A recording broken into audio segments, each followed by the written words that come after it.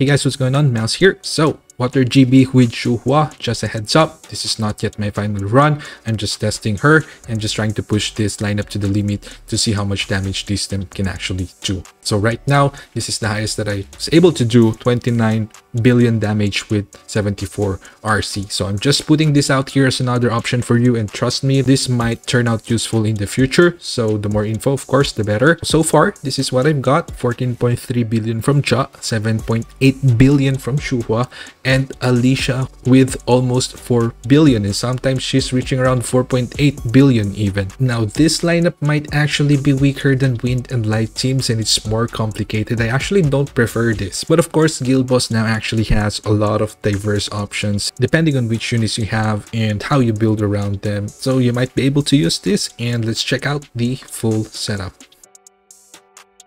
Here's the lineup that we used. Team A, Sorin, Alicia, and Water Ja, and Team B is Maylin, Libora, and Shuhua. Now, you might be wondering why I did this and why I put Shuhua in Team B instead, and here's why. First, Alicia got recently buffed. Huge core damage bonus increase, and because of this, the diminishing returns on Maylin's core attack damage buff became higher, almost not adding any damage at all for Alicia. Also, Alicia can't be with Maylin because her attack will increase, and that will take away Maylin's weapon damage bonus from Shuhua. On top of that, Alicia drains MP too fast, so she's better off with Sorin's MP regen. So overall, Sorin here became the main buffer with her water damage bonus on A4, which counts all units in this case. So that being said, I had to do some specific adjustments on the itemization. Jinwoo is now using Guardian plus Sylph. Sorin Desire plus Grid works here because Water Ja with 5 water members and Libora already has high crit rate due to her passives. And Alicia,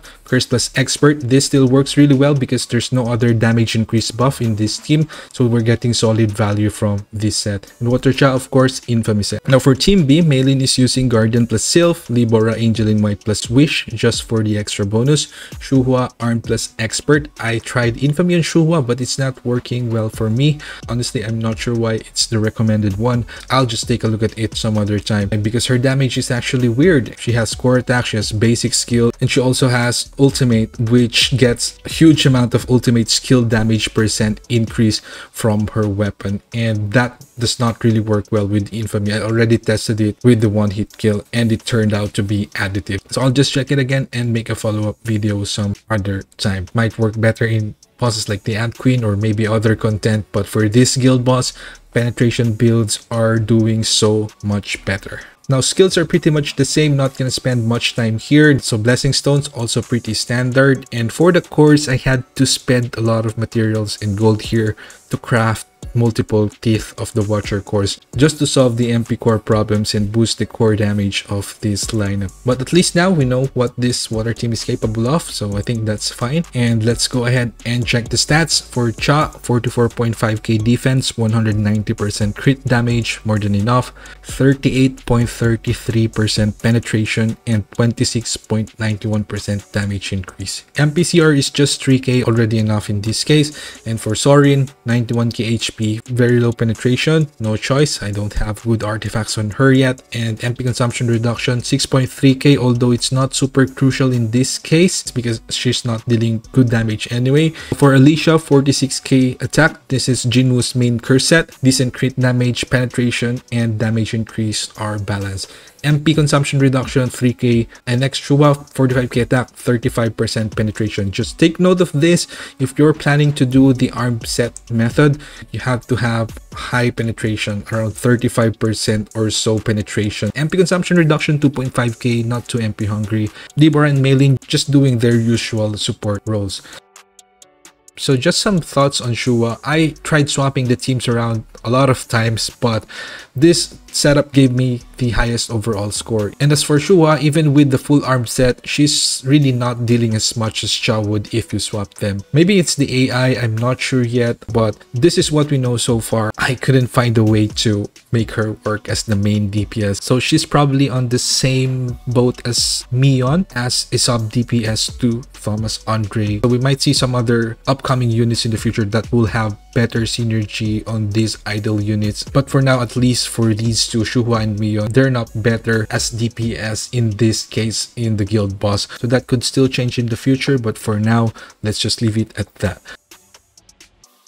So here's something that I think is also really important to mention. The problem right now in this guild boss is that we cannot use Ana Ruiz because of the defense decrease resistance mechanics. That's why we had to use Libora here just to make the setup work. So I have a feeling that in the Ant Queen, the water team might actually be a lot stronger than it is right now, because in that fight, we'll be able to complete a full water team with defense down, and all the main DPSs here require a lot of time to stack up those expert sets as well as water trust defense stacks, because the Ant Queen has that damage increase taken mechanics. I think that this has major potential in the Ant Queen than in Facno. Also, just a few tips to help you improve your runs. You don't have to do this, but it really helps maximize your damage and make your runs more consistent. So I'm using Manual Ultimate here, and for Cha, you gotta wait for the swords to solve before you cast the ultimate, and you really have to pay attention to it because there's a lot of things going on. And the reason why we do this, I already featured it in my previous POD video, is to avoid messing up the stacks and the rotation. So the ideal timing is to cast it during basic skill downtime. And for Alicia, same concept, has a very long casting time, so it's important to cast it during downtime without the shadow step, without the moon shadow, and ideally after she expends her frost attacks, which you will also see on the screen, to make sure you would not go beyond the limit. Quite difficult to do, very complicated. That's why I mentioned earlier that it's not something that I would prefer to use. So anyway, that's pretty much it for this one, and let's go ahead and check out the replay.